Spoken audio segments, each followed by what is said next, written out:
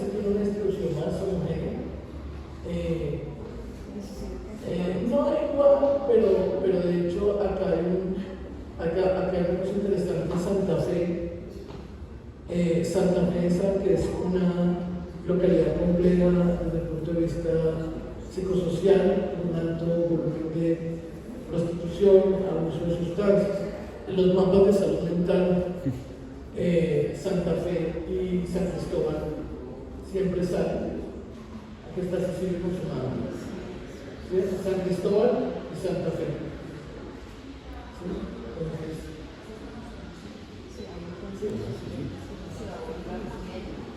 si ahora también, si ahora, a ver, tienes que saber si el mapa de la ciudad es la que ¿no? O sea, que es su lugar motivada, acá no está, es Sumapaz, ¿no? Que es más grande que todo Bogotá, pero en Sumapaz se muere una persona y ya las naciones se multiplican por 10 porque le terminaron un chico. ¿Sí? Entonces, desnutrición es un ejemplo que hay concentración de la pobreza, suba lo que es, o sea que cambio bien. ¿Se acuerdan que les dije? La principal fuente de variabilidad no es la localidad, y en casi todos los análisis comparamos los indicadores de los por localidad. La principal fuente de variabilidad es el área pequeña. De nuevo, cuando vemos, y este es estrato, pero si lo vemos con pobreza multidimensional, es parecido.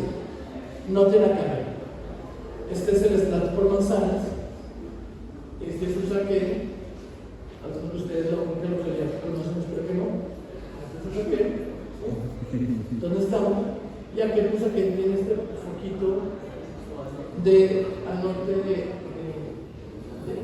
pobreza, es decir, que uno ve cuando va saliendo por la séptima, que de hecho eran de invasión. ¿Sí?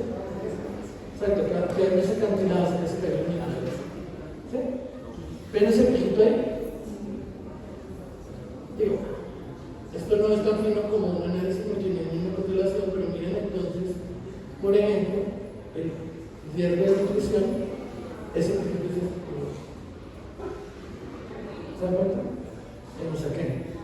Por eso les decía la necesidad de ver esa área pequeña, y esto nos invita a algo que se está pensando en el modelo, que es territorializar la respuesta a un área pequeña.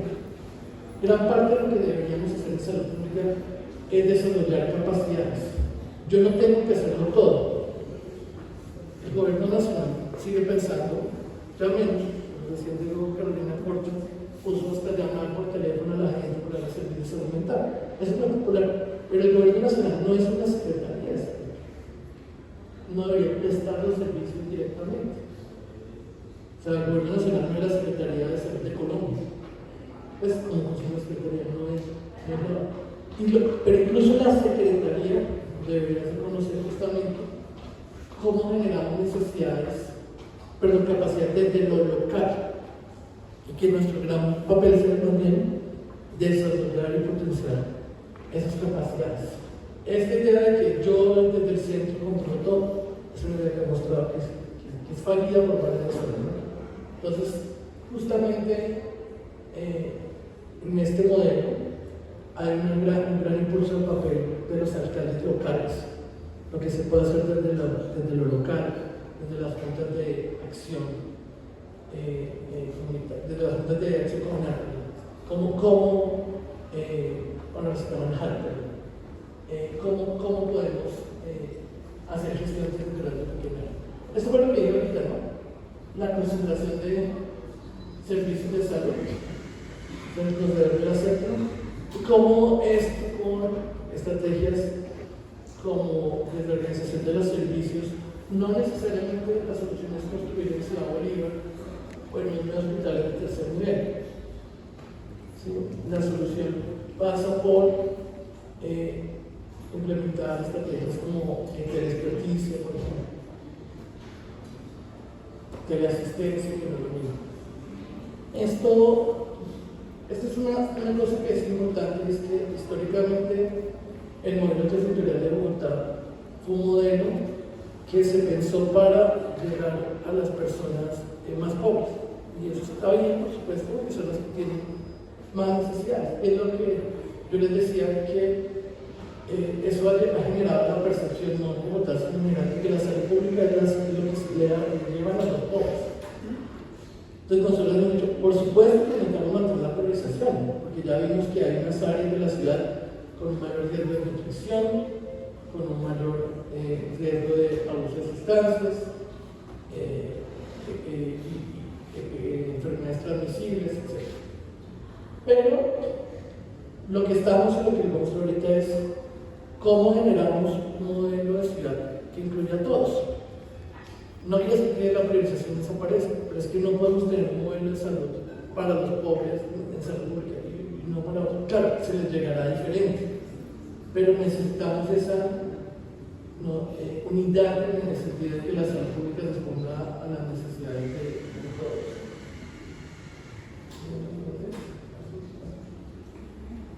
Estos son, cuando trabajamos en el plan de gobierno de Carlos Fernando Galán, cuáles son las problemáticas que se identificaron, que no son secretos para nadie, ¿no? O sea, no es inequidad de acceso efectivo, distribución y calidad.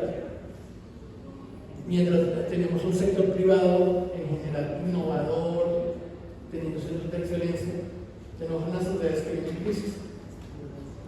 Sobreviviendo.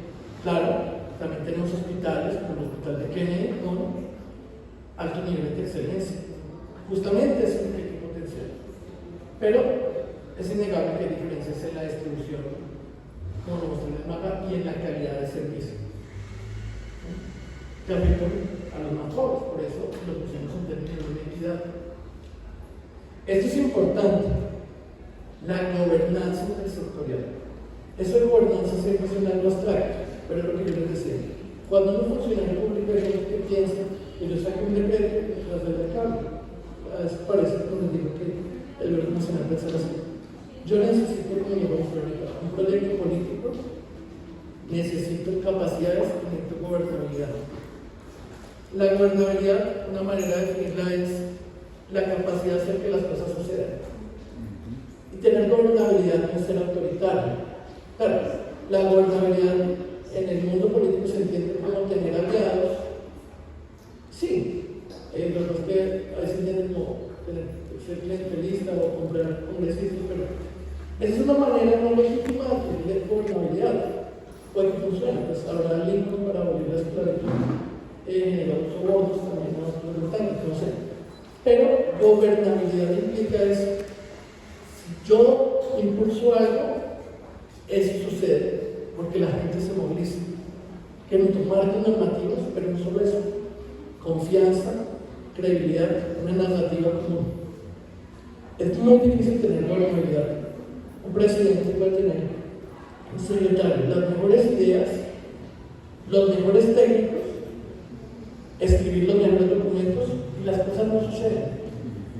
Porque la gente no se mueve. Entonces, es decir, ¿qué hace que la gente se mueva? Yo voy a implementar la cultura de organización. Literal, sacamos una circular, hablamos con los gerentes, pero no se mueven. ¿Por qué no se mueven? Y claro, hay maneras de lograr esa gobernabilidad, por ejemplo, con un enfoque sancionatorio. O usted lo hace o lo sanciona. Pero eso funciona solamente hasta un punto.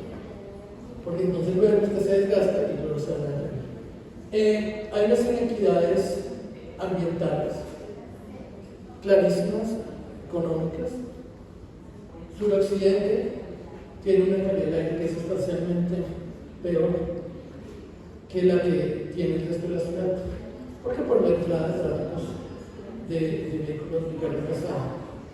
Gran parte de las crisis que nos tienen con el aire es por su obesidad. Y no podemos estar cerrando cada cuarto. Es una injusticia ambiental que tiene que ser trabajo mental. Una carga persistente de supervisar de salud pública. Bogotá ha avanzado mucho. La mortalidad materna en Bogotá ha ido disminuyendo, la mortalidad infantil está un poquito más estable en los últimos 10 años, pero es sustancialmente menor que en otras ciudades del país, con excepción, por supuesto, de la pandemia que afectó todo. Quitando la pandemia, casi todos los hospitales sí. Pero seguimos teniendo sífilis congénita.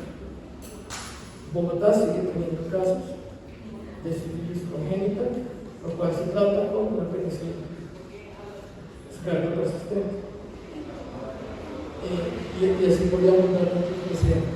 Y esto es algo que para nosotros como gobierno es muy importante, y es la pandemia estuvo de moda. Entonces, ¿qué pasa?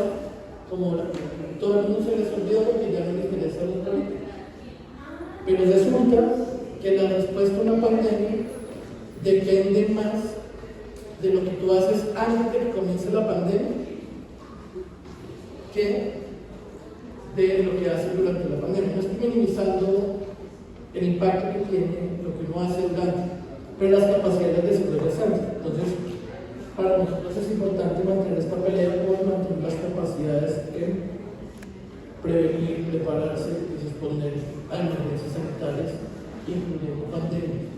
Fortalecer la vigilancia epidemiológica. La vigilancia epidemiológica es algo que a nadie le importa, salvo cuando falla, pero cuando está bien, nadie se acuerda que existe. Pero la vigilancia es la que nos protege, la vigilancia de salud pública, la que nos protege contra los riesgos sanitarios. Entonces, creo que en esta charla seguramente me concentré más en delimitar la problemática que la respuesta, porque esta respuesta está más en construcción y porque no es la Secretaría que me está planteando la respuesta por sí sola. Por eso esto lo van a dejar esbozado y van a tener un documento que vamos a compartir con todos ustedes y con toda la ciudadanía de lo que es el modelo. Entonces,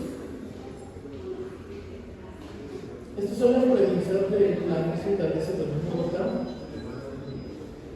El alcalde ha querido poner como pilar de todos los objetivos del plan la confianza. Este tema de confianza no es menor. Gran parte de los problemas en la respuesta de la pandemia se dieron por falta de confianza. Yo me acuerdo que me invitaron a ser director de epidemiología en la UIS y acabamos de comprar las neveras, las otras refrigeradoras, pero no se sabía todavía públicamente. Y sí se había anunciado que se había comprado vacuna Pfizer. ¿Sí? Y entonces un muchacho al final dijo: a mí me da mucha pena con usted, por favor no se vaya a enojar por lo que le voy a decir, pero ¿cómo son tan estúpidos de comprar vacuna Pfizer si ni siquiera Brasil la ha comprado? Y él estaba muy seguro. En Colombia se aplicaron más de 1 millón de dosis de vacunas Pfizer, no por ahora ese muchacho. ¿Pero por qué? Porque de entrada la idea era que nosotros íbamos a traer vacunas que nunca iban a llegar. ¿Sí? Las tengo que llegar por los micrófonos.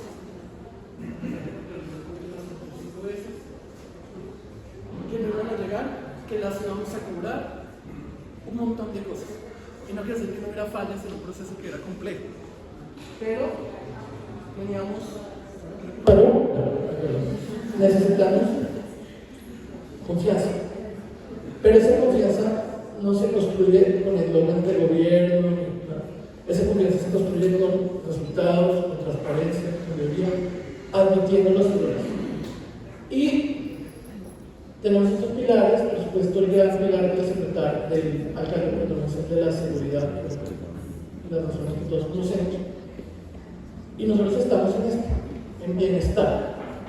Hay algo que voy a mostrar ahorita, y es que estoy convencido que la intersectorialidad en salud pública quizás es el error de pensar que la tiene que liderar salud pública.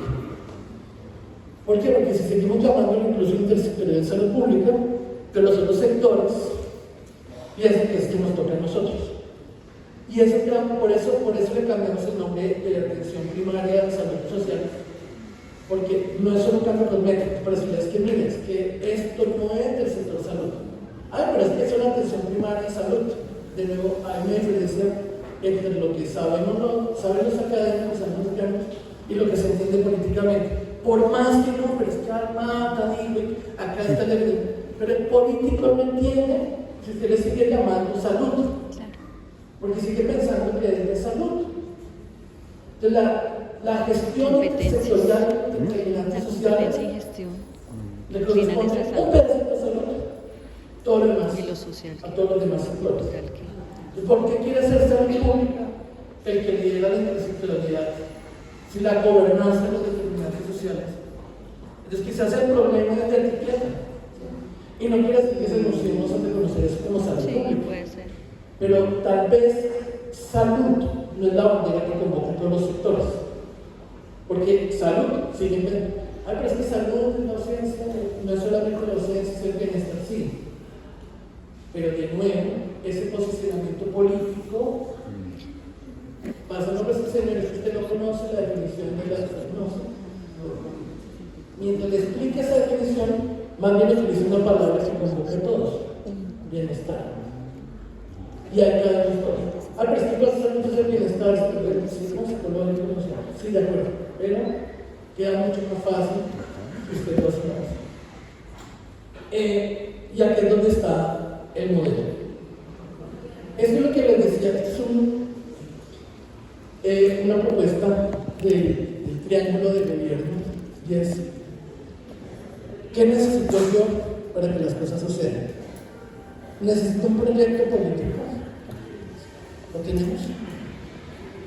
Sí, más o menos coherente. Colombia tiene un proyecto político, el Pacto Histórico tiene un proyecto político, más o menos coherente. No, la plan distrital de desarrollo, un plan de gobierno, pero de nuevo, el proyecto político por sí solo no logra que las cosas sucedan. La gobernabilidad. ¿Cómo logro yo abordar unos conflictos, un contexto de incertidumbre, para generar acuerdos para que las cosas sucedan? Y este es el gran énfasis de nosotros, y es las capacidades.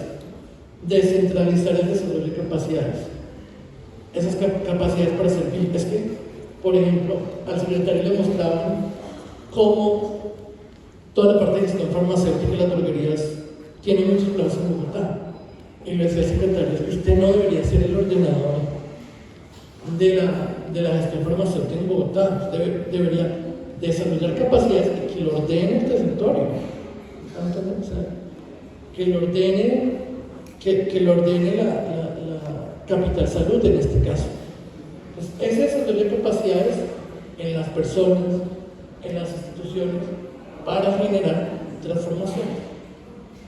Esto es muy importante, es gran parte de la acción colectiva en salud pública. Bogotá invierte 21.800 millones de pesos al mes en el plan de intervenciones colectivas que se ejecutan a través de las SUDES, de las 4 SUDES, incluyendo el Centro Oriente, que sigue recibiendo aportes de la Secretaría de Salud, porque Centro Oriente está intervenido, pero el tutor de la SUDES sigue siendo el Secretario de Salud. Y muchas de estas tecnologías se invierten, muchas recursos se invierten en campañas educativas, en educación. Entonces la gente no ve las carpas, que está con opción. Pero acá es una reflexión importante. Generar educación no es algo que no requiera técnica, requiere diseño, requiere método, así como generar cualquier tipo de intervención médica.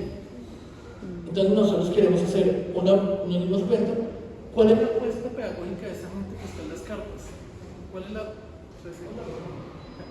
la apuesta? Manténlo presionado, porque si lo mantiene. ¿Aló? Voy por otro. ¿Cuál es la apuesta pedagógica de esa gente que está en las carpas? Y casi siempre que decimos que no sabemos qué hay, cuál es la apuesta pedagógica, es que la apuesta pedagógica es una apuesta clásica. Nosotros vamos a las instituciones, vamos a las universidades a hablar de sustancias psicoactivas y damos información.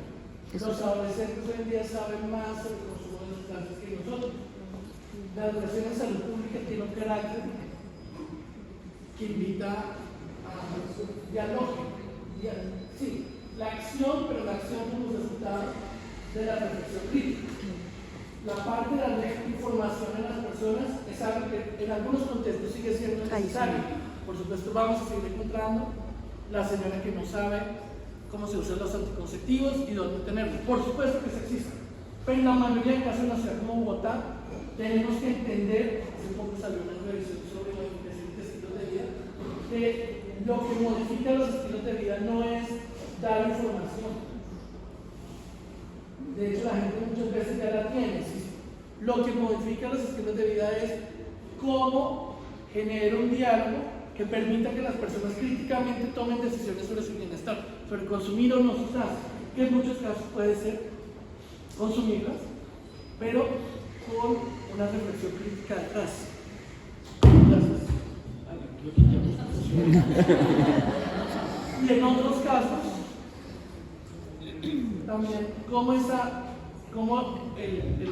problema no es el saber, sino el poder. O sea, para yo hacer algo en salud, yo necesito saber que es el Liderazgo. poder. El saber, la información, que ya saber de una manera integral, Saber ser. el saber tampoco está así. También es el saber. El poder es el que tiene que ver con los determinados sociales. ¿Por qué no va con los trabajadores? Porque no saben que tienen que todo lo que pasa. Porque no saben la importancia. No saben el plan. Es más, incluso saber más información. Porque no pueden viajar tantas horas a donde me atienden. Porque no tengo dónde ir. Porque no quiero. Y transformar el quiero es sustancialmente más difícil. Porque el quiero no lo transformo con conocimiento, solamente. ¿Sí? Pues pasa por esa cuesta dialógica y entonces acá decimos eso. Nosotros vamos a tratar de proponerle a la salud pública del país un marco pedagógico. Tiene que tener una estructura pedagógica, no puede ser solo ir a hablar. Y lo importante es que desde el secretario hasta la auxiliar de enfermería que está con la persona cara a cara, debe encarnar ese principio. Pero luego está el tema de gobernabilidad. Si yo pienso muy bien esto desde el proyecto político, pero no tengo cómo llevarlo a las personas, cómo autorizarlo, eso no va a llegar. Y miren, en salud pública y en cualquier política, aterrizar las cosas es supremamente difícil.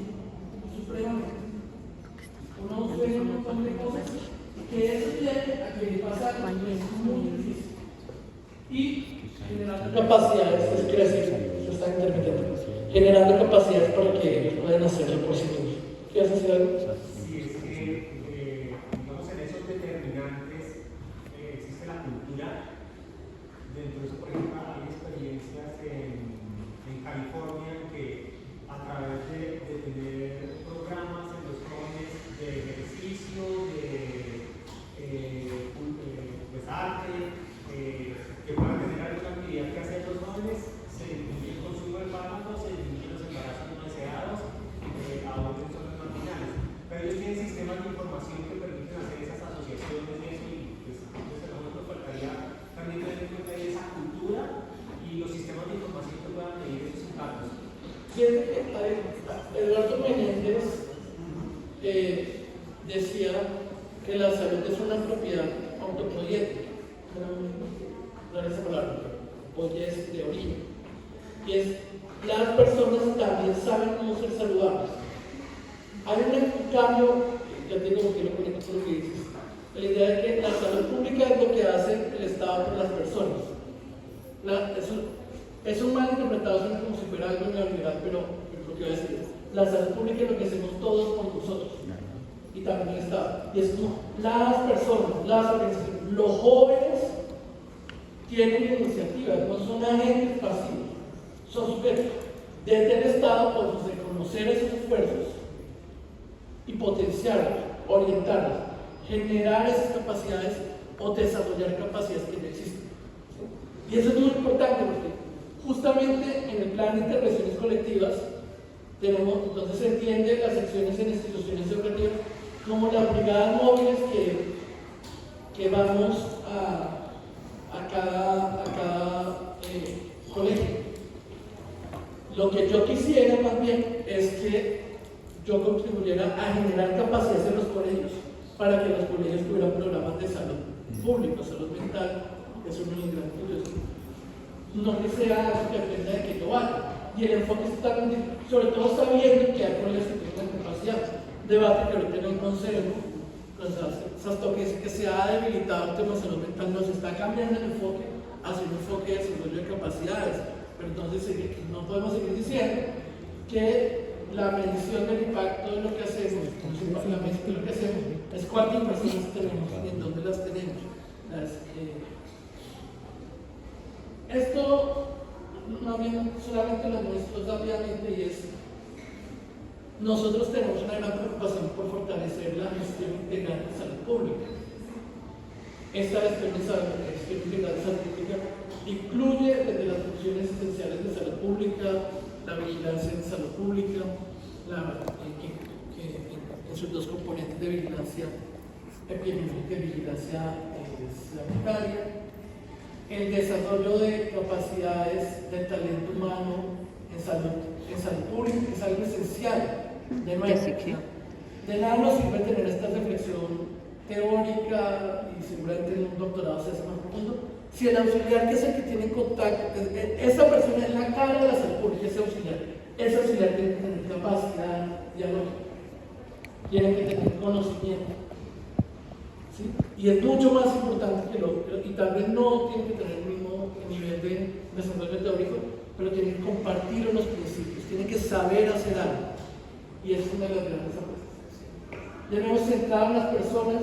Como la salud pública de todas maneras está burocratizada, porque entonces las fuentes de pago son entonces esto es un CUMS, esto no lo puedo hacer porque la ley permite esto.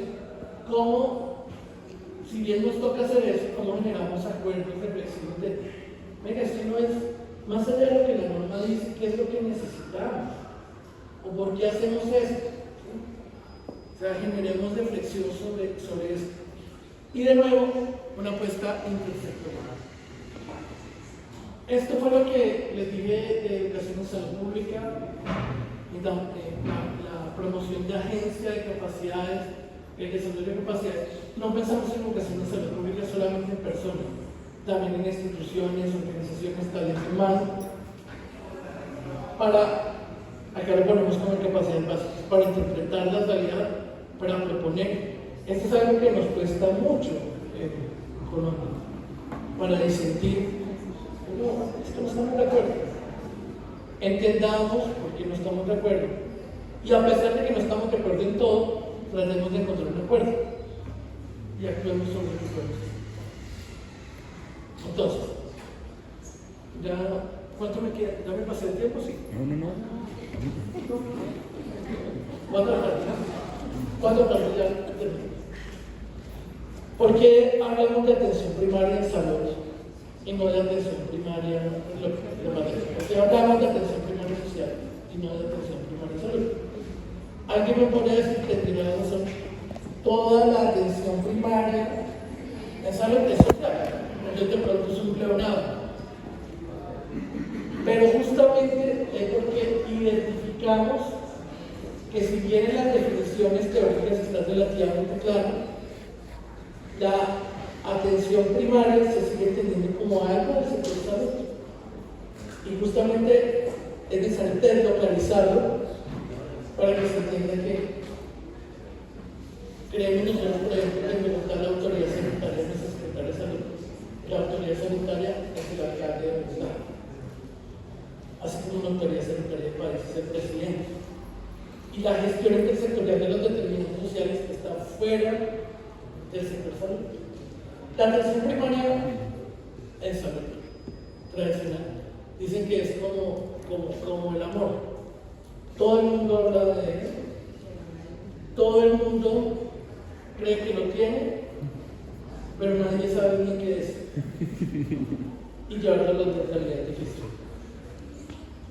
Porque es que en atención primaria lo que hay es desarrollo teórico, hay un montón de cosas, pero yo creo que es la gobernabilidad. Y es ¿Cómo operacionalizo eso? De nuevo tenemos una diferencia para el proyecto de control nacional, es que la atención primaria, con cualquier apellido, no son los equipos territoriales, casa a casa. Los equipos territoriales casa a casa pueden ser importantes en algunos contextos. De hecho, ya existía lo que está haciendo ahorita el Ministerio constante, cuando sus equipos tienen muchos de sus equipos ya existían, estaban en marcha desde antes.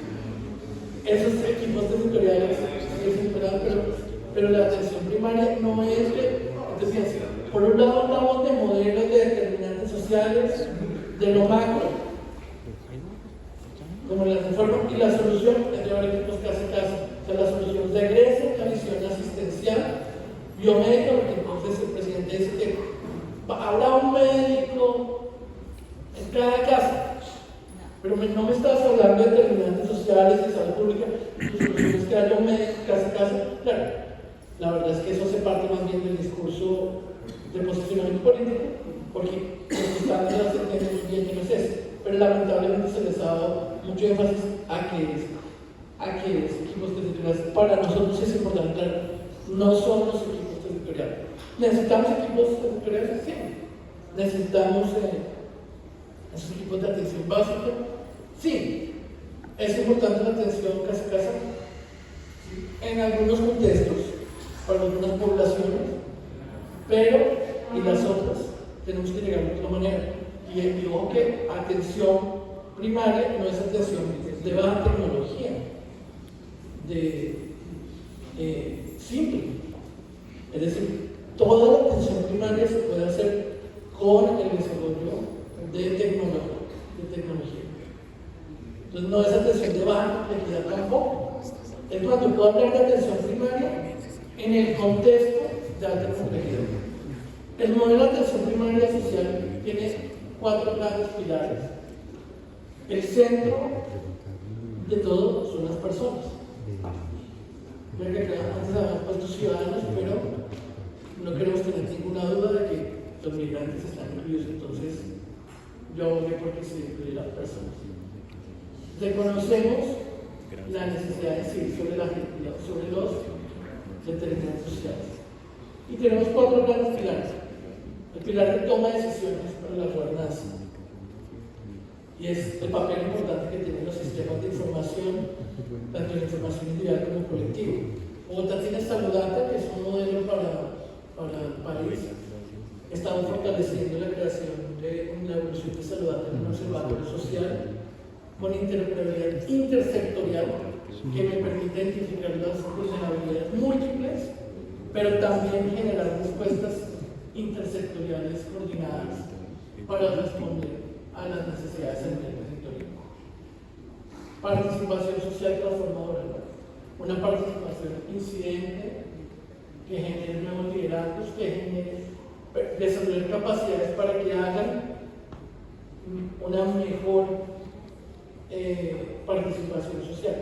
Ahora, esto es algo que se nos puede volver y bueno, es decir, como en el momento en que yo le doy a la ciudad, le estoy dando este tablero con esta información. Eso va a generar que los ciudadanos me presionen más. Y algunos lo hacen de una manera muy hostil. Pero, en general, en el balance, eso es positivo. Es positivo incluso si eso genera tensiones políticas. Y esto pasa con la democratización del conocimiento, y es como, ciudadano, quiere saber cómo están los casos de VIH, usted vaya y consulte, y utilice eso para hacer la abogacía, utilice eso para presionarlo, porque el acceso antiterritorial está bajo, ¿sí? De dar el poder al otro del conocimiento. Para nosotros sigue siendo importante la gestión integral del riesgo. De nuevo, el aseguramiento creemos que tiene un papel importante. Esta gestión integral del riesgo, reflexionar al principio, requiere garantizar la continuidad del cuidado entre la intervención colectiva y la intervención individual, y no esa fragmentación que existe actualmente. El plan de intervenciones colectivas es un plan de beneficios complementario al plan de beneficios individual, pero las personas no saben cómo acceder a las intervenciones colectivas, más allá de la vacunación. Esas intervenciones colectivas siguen siendo enfocadas como si fueran acciones solamente para los pobres. Necesitamos intervenciones colectivas para todos, con enfoque diferencial, por supuesto, con mayores priorización. Y esta es quizás la gran apuesta en la que voy a hablar ahorita, y es los determinantes sociales de la salud no se encuentran en su gran mayoría dentro del sector salud. Y por eso para nosotros es importante este periodo social. Porque la intersectorialidad justamente requiere construir narrativas comunes que no necesariamente es salud para gestionar esos determinantes sociales. Porque si yo le digo a vías, es que tú estás haciendo salud pública porque estás haciendo vías, eso puede ser cierto, pero en vez de decir, pero no sobre todo ustedes nos ven de todo lo que yo hago. ¿Sí? Y le digo también a comercio, dando empleo, usted está generando salud. ¿Sí? Entonces, o que también yo voy a traerme a decir algo, detrás de esa idea de que la salud pública coordine toda la acción intersectorial, hay una visión un poco tiránica de los saludistas, porque ustedes tienen que llenar la acción intersectorial. O sea, ¿para qué sabemos nosotros de más para poder gestionar? Sabemos del impacto en salud, pero ¿cómo gestionar esos determinantes sociales? Empleo, vivienda, eso no lo sabemos que hacen nosotros, servicios públicos. Entonces, ¿quién debe tener el liderazgo de esto? Es una pregunta. Vamos a crear, ya estamos avanzando en una comisión intersectorial distrital de salud pública, cuya cabeza es el alcalde. Y no la diseñamos nosotros, la Secretaría Técnica no la tiene salud, la va a tener el secretario de Planeación. El enfoque es distinto, ¿sí?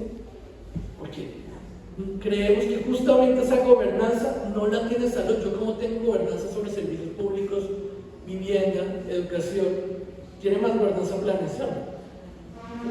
Y claro, a nosotros nos interesa incidir en esas inequidades, pero los saludistas no son los dueños de la política social, ¿sí? Y acá de nuevo está el tema de vinculación de la academia y una reflexión importante sobre el tema de la acción intersectorial. Bueno, esto es un poco de salud digital que va a pasar rápido, que no soy experto, es cómo se está construyendo esta base maestra de varias fuentes de información para tratar de integrar lo individual y lo colectivo, el aseguramiento, la prestación, las acciones colectivas. Pero esto quizás me voy a detener acá. Una gráfica un poco compleja, te la voy a contar de otra manera. Y es, hay varias, ustedes hace poco seguramente muchos son jóvenes, estuvieron en estuvieron en el plegado, y cuando les asignaban tareas y había 10 puntos, ¿cómo hacían? ¿Cómo hacían cuando les asignan 10 puntos y eran un grupito? ¿Cómo trabajan? ¿Cómo? Se dividían. Entonces usted hace el 1 a 3, usted hace el 4 a 5, ¿eso es trabajo en grupo? Eso sigue vigente. ¿Sí? Eso responde al problema, pero no explota la capacidad de la interacción del equipo. ¿Sí? Lo mismo pasa en la intersectorialidad en salud pública. Entonces, hay varios niveles de intersectorialidad y el primer nivel se llama la complementariedad de los esfuerzos. Y entonces se genera una meta en salud pública, se tienen acciones y es como la tarea del colegio. Educación hace estas acciones, integración social hace esas acciones. ¿Es intersectorialidad? Sí, pero es una intersectorialidad muy poca. ¿Sí se dan cuenta? Y si ustedes se dan cuenta, incluso los documentos COMPES, que tienen una aspiración de ser instrumentos de política intersectorial, eso es lo que se hace. Se diseñan unas estrategias, unas metas, pero ya cuando se asignan las acciones, se asignan como los puntos de las tareas de las universidades o o del colegio a cada sector. Y no es lo que no sirva, porque entonces es como todos hacen cosas que le peguen a la meta. Pero tiene varias limitaciones. La razón por la que eso existe es porque los flujos de recursos y las competencias que por norma hacen que yo no pueda hacer lo de otro sector y viceversa. Pero no puede ser que un problema de diseño del Estado se me vuelva un obstáculo para la acción intersectorial. Una acción intersectorial pasa por tener una narrativa común, integración en lo operativo, estrategias diseñadas conjuntamente. ¿Sí se dan cuenta que es diferente? Y es cómo generamos además esa gobernanza desde lo distrital y desde lo local. No nos creemos que aquí está, mira, una narrativa común. Trabajo multiactor, diálogo. Partir, por supuesto, de instancias locales. Nosotros creemos que los líderes de esta gobernanza de salud pública tienen que ser los alcaldes locales. Porque si la autoridad sanitaria del país es el presidente, de la ciudad es el alcalde, de la localidad es el alcalde local, no el secretario, porque el secretario no puede decidir sobre todo esto. Partir, por supuesto, de nuevo que entra el pilar de información, de analizar las desigualdades de los determinantes sociales para tomar decisiones, complementar eso con la participación social transformadora para generar una gestión efectiva de acciones priorizadas. ¿Para qué? Para hacer positivamente los determinantes sociales. Hacer esto igual sigue siendo un marco conceptual muy general. Tratar de operacionalizar esto en la práctica es supremamente difícil. Piensen en cualquier problema. Piensen en cualquier problema de salud pública. Piensen en desnutrición.